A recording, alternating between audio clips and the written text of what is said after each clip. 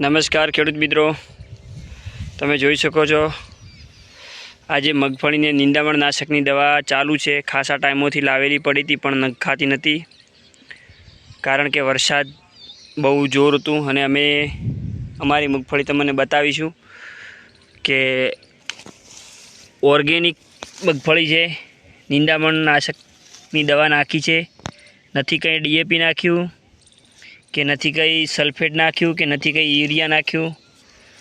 બટાકાની જમીન હતી, પડેલી જમીન છે, પડતર કોઈ પ્રકારની નાખેલ નથી.